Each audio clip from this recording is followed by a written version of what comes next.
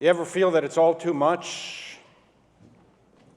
Every day another abuse, every day another scandal, every day another insult, every day another lie. The times seem out of joint. Daily political outrage, mass shootings, trade wars, the rise of a belligerent China and Russia, the continuing warming of the planet, the huge wildfires in Siberia over the summer, unprecedented heat waves in Europe and Australia, the rapid erosion of the Brazilian rainforest. How do you respond nowadays to children separated from their parents on our borders, or news of boatloads of migrants from Africa drowning at sea trying to reach Italy? With the same moral fervor as before? Or have you lost a moral step? Do you feel you are ethically, emotionally, and even physically overloaded, unable to keep pace with and weighed down by the affronts and profanities of our times, of a world that seems to be spinning out of control? Are you discouraged, despondent, demoralized, even depressed, feeling helpless, unable to make any difference at all? There's all too much suffering, too much chaos. Are you still engaged? Or have you checked out? Paralyzed by the bigness of a world that does not care about your small concerns. I'm checking out. Hakuna Matata. What a wonderful phrase. Hakuna Matata ain't no passing craze. It means no worries for the rest of our days. It's our problem-free philosophy. Hakuna Matata. There's so much anger nowadays. Ungracious, uncaring, ungenerous, and often unhinged. People out to rage about nothing, and people doing nothing about outrage. Do you find yourself fatigued by the spirited wokeful rather than awoken from your spiritual fatigue? That you are on overdrive, overburdened, and overtaken by problems not of your making and impenetrable to your undoing? Who doesn't feel this way? At least from time to time. How often can we be indignant? How many times can we rage against another mass shooting without reaching a breaking point where our conscience atrophies and our spirit withers? The more sensitive we are, the greater is the frustration, the tendency to admit our failure to make any kind of difference at all. The complexity of the world is crushing, overwhelming. Political leaders appear unable to chart the way forward. Some seem interested in just blowing things up, undoing what has taken decades to build. Others are more like bureaucrats, desperate to manage events that they do not fully understand or control.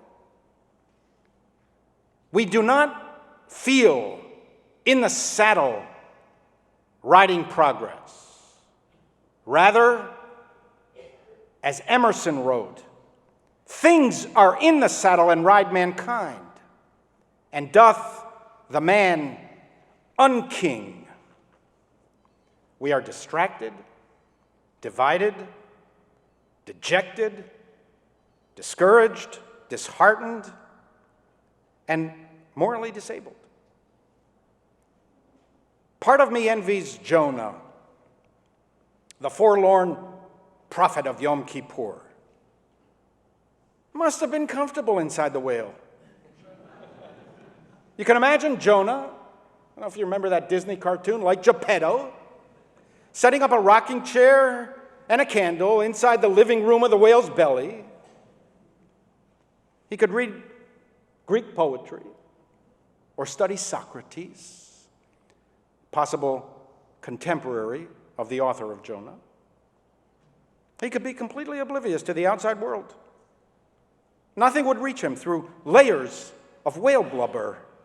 No sound, no disturbance, no disruption. Even the mightiest shofar blast would go unheard inside the whale. This prophet whom God so challenged could devote himself solely to himself. The world's cacophony of contention, impregnable to his cocoon of contentment. It was the ancient world's first story of escapism, the human tendency to retreat into our own space, Hakuna Matata, to leave the troubles of the world behind when they appear too overwhelming. Instead of alighting to Nineveh to proclaim moral judgment upon it, which, after all, is the job of a prophet, Jonah escaped to Tarshish, as far from Nineveh as the ancients could imagine. The world's iniquities were so overwhelming that it triggered in Jonah the flight rather than the fight impulse. The book of Jonah warns that even prophets get discouraged. Even they want to hide. Jonah was so demoralized that he asked God to die. Take my life, God, for I would rather die than live. He was not the only prophet who prayed for death, unable to bear the weight of their times. I cannot carry this people by myself. It is too much for me, cried Moses. Kill me, I beg of you, and let me see no more of my wretchedness. Cursed the day that I was born, Jeremiah lamented. Cursed be the one who brought my father the news, a boy is born to you. Why did I ever issue from the womb to see such misery and woe? If you reach a point of alienation, desperate to disengage from the degradations of our age, I know exactly how you feel. I often feel the same way. I catch myself shrugging my shoulders and moving on after the latest mass shooting. Hardly registers with me anymore. I'm embarrassed and concerned by my inability to summon the moral indignation of Columbine, Sandy Hook, Stoneman Douglas. But to disengage from the fight is to leave the field to the armies of infamy and the captains of chaos who may be passionate, but are passionate for all the wrong things. To withdraw leads to a world that falls apart. The center cannot hold. The best lack all conviction, while the worst are full of passionate intensity. Sooner or later, we will discover what Jonah discovered, and what every society since has learned and relearned. We can't hide. We cannot shut out the problems of our world. Our 20th century prophet, Martin Luther King, said it best. Injustice anywhere is a threat to justice everywhere. Whatever affects one indirectly affects all. I cannot be what I ought to be until you are what you ought to be. And you cannot be what you ought to be until I am what I ought to be. This is the interrelated structure of reality, said King, who offered that much better definition of intersectionality than what our faux prophets offer today. To run to Tarshish is to distance ourselves from ourselves, to shut ourselves off. To live inside the whale is to live outside the human experience. It's the opposite of safety. To be human is to be vulnerable. By empathizing with the struggles of others, we strengthen ourselves. We build immunity to moral disease. To shut the world out is to invite chaos that will eventually lead back to us anyway. Human emotions, human unreason, the human vices of envy, revenge, and conquest will hunt you down, even in your carefully constructed cocoon. They will find you, even inside the whale, at the bottom of the ocean. You can't hide. If left unchecked, extremism will find you. As Herman Melville put in the mouth of Captain Ahab, death to the whale. God hunt us all if we do not hunt Moby Dick to his death. I'll chase him round Good Hope and round the Horn and round the Norway maelstrom and round perdition's flames before I give him up. Towards thee I roll. To the last I grapple with thee. From hell's heart I stab at thee. For hate's sake I spit my last breath at thee. There's no escaping the sordidness of those whom Melville described as morally enfeebled, who carry the hot fires of all the general rage and hate felt by the human race from Adam down. You can't escape. You can't hide from the degradations and the degraders of our times. They will spit their last breath at thee. So if escape is not the response, what is? There's only one response in Judaism: to fight back. The fight is what counts. The fight for justice itself gives meaning. We cannot retreat from the world. To be Jewish is to care about people in society. We are forbidden to disengage. We fight to the last gasp. To fight for others is to fight against alienation and despair.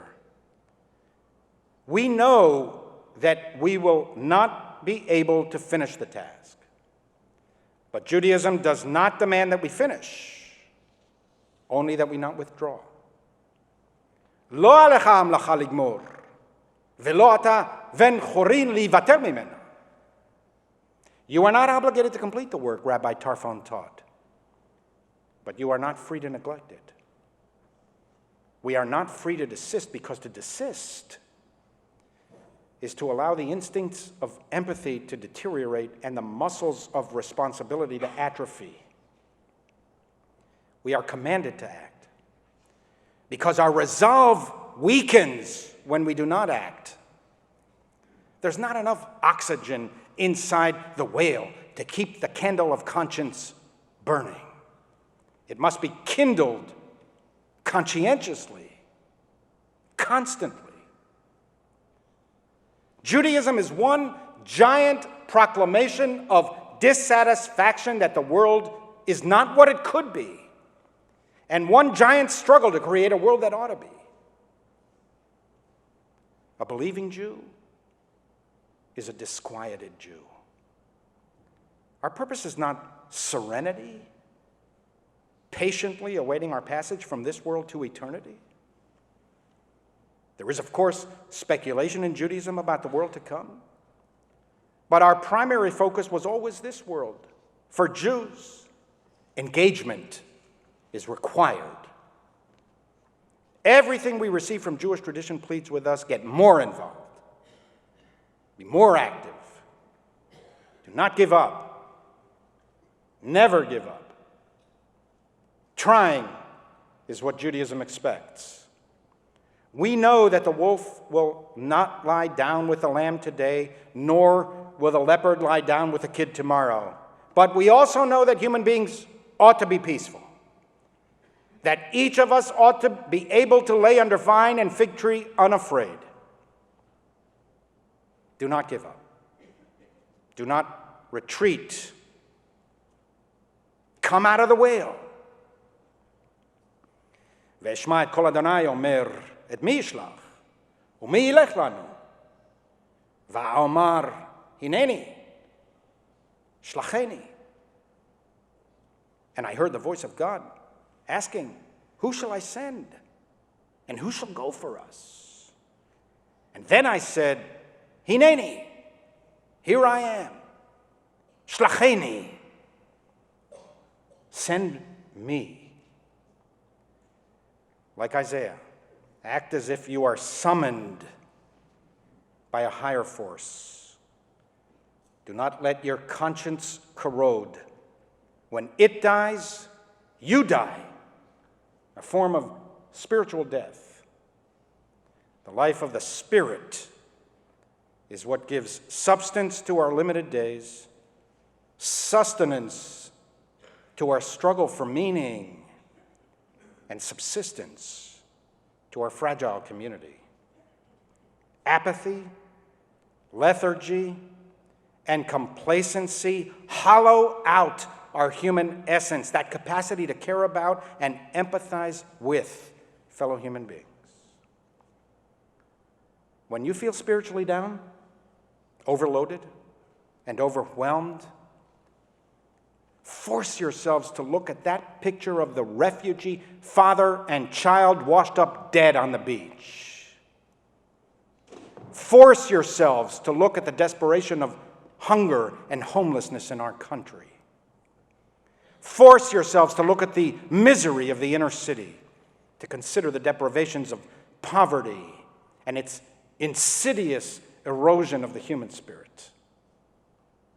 Force yourselves to look deeply into the eyes of the victims of gun violence, their torn bodies, and their shattered families.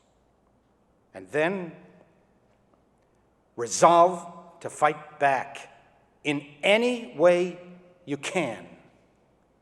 If you are a writer, write about the struggle to straighten the crooked timber of humanity. If you are a teacher, teach not only mathematical calculus, teach moral calculus. Teach not only value, but values. If you're a preacher, preach God's demand for a just world. If you are an attorney, fight for justice. If you are well off financially, if you're privileged, learned, influential, or capable, use these gifts not to escape, not to find shelter from the world, but as a springboard to change the world. Use your powers for good. As Mordecai said to Esther, if you keep silent in this crisis, you and your father's house will perish. The extremists will find you. Who knows? Perhaps you have attained this influential position for just this crisis. Aristides de Sousa Mendes was the Portuguese consul general in Bordeaux in June of 1940. He attained this influential position during the gravest crisis of the 20th century. A devout Catholic, he concluded that he could not remain silent about the humanitarian catastrophe ravaging Europe. As the consul general of a neutral country, he could do something that would make a difference by offering visas of safe passage to Portugal. Sousa Mendes directly saved 30,000 lives, 10,000 of them Jews, many of them and their descendants never knowing that they owed their lives to this sensitive, courageous, benevolent soul.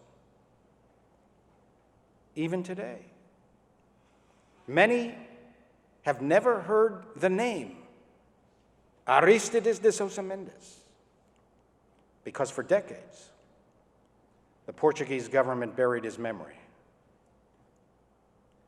After the fall of the Maginot Line in spring of 1940, hundreds of thousands of refugees streamed south, desperate to cross the Pyrenees into neutral Spain and Portugal, and from there to America, Britain, or any other place that would keep them out of the Nazis' reach. By May 1940, a mighty torrent of humanity had surged into Bordeaux, itself a few weeks from occupation. Men, women, and children, the mighty and the meek, Austrian royalty, the Belgian government in exile, Polish peasants. They were all desperate for visas. Spain allowed passage through its territory only if one could show a Portuguese transit visa. On May 17, 1940, Portuguese dictator Antonio Salazar issued a strict order to all his embassies and consulates that under no circumstances would any visa be granted unless specifically authorized by Lisbon on a case-by-case basis. Effectively, the Portuguese government choked off the only escape route. Day and night, refugees gathered on the steps of the Portuguese consulate, hoping for that magic signature that would unlock the doors of the gates of hell. Some could not endure the desperation and committed suicide in front of the consulate, witnessed by the consul general. Sousa Mendes stood at the crossroads. His signature on a piece of paper was the difference between life and death. The stroke of his pen would save. His apathy would condemn.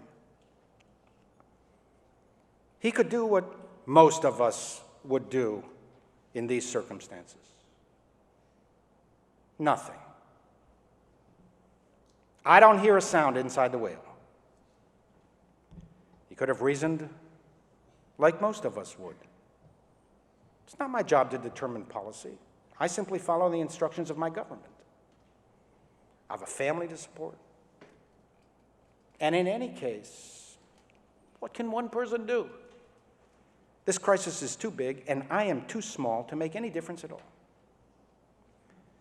Or, Sousa Mendes could defy the Portuguese dictator and obey a higher authority, his conscience, his sense of right and wrong, the commands of the eternal God. The only way I can respect my faith as a Christian, he said, is to act in accordance with the dictates of my conscience.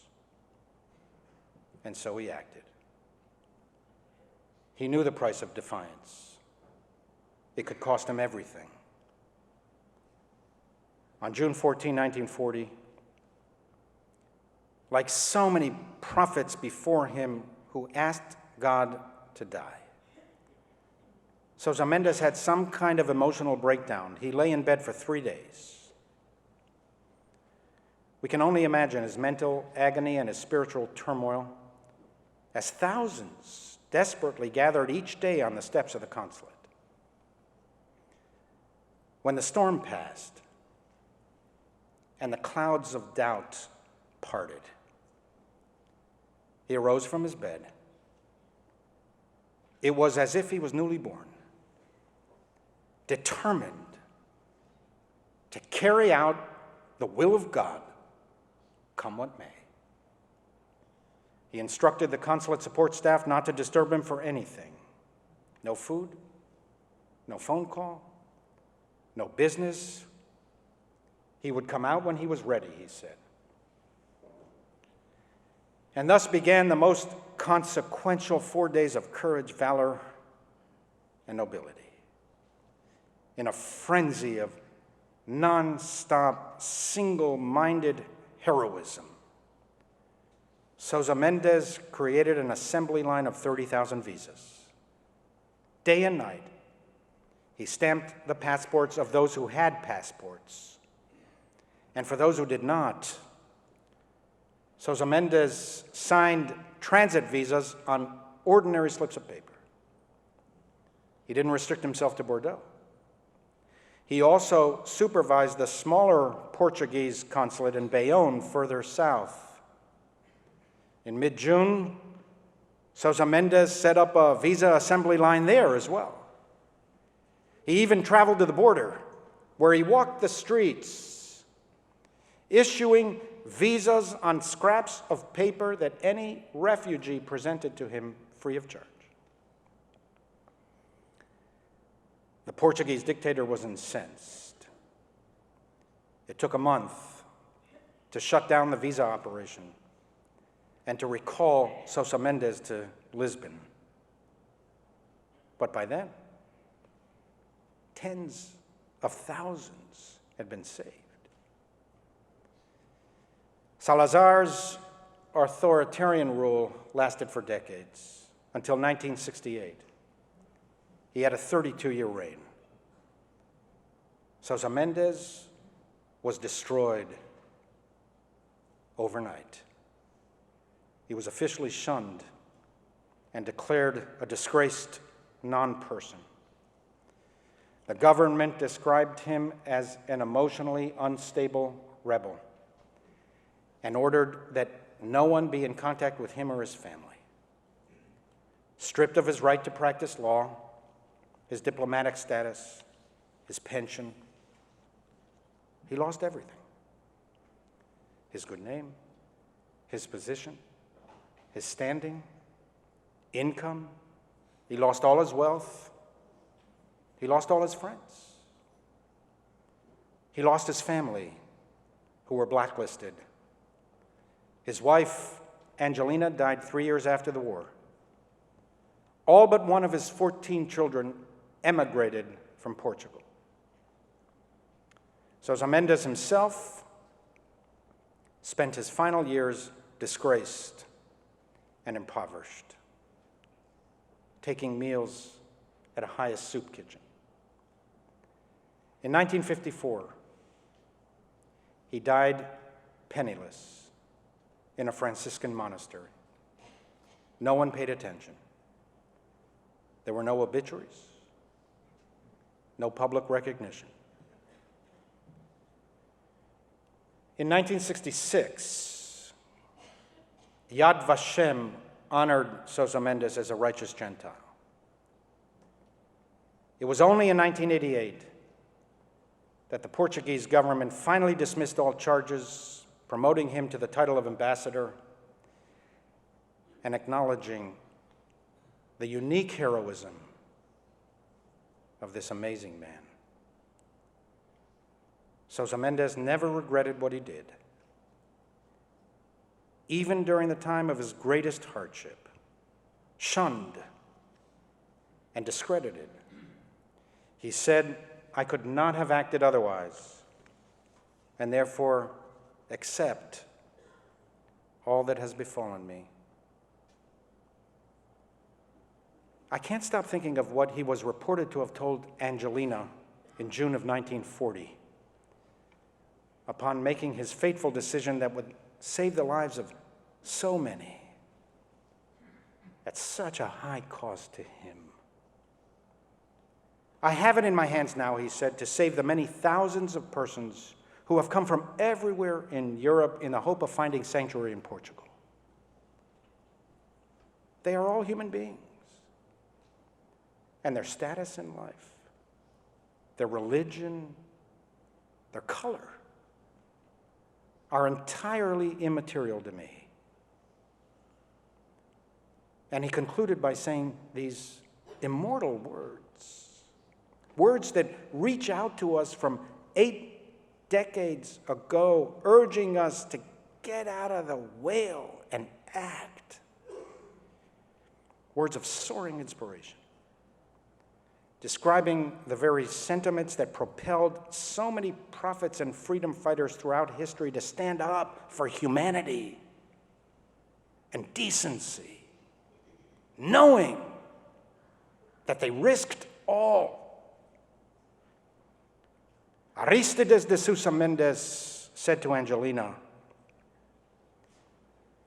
"I would rather stand with God against man than with man against God."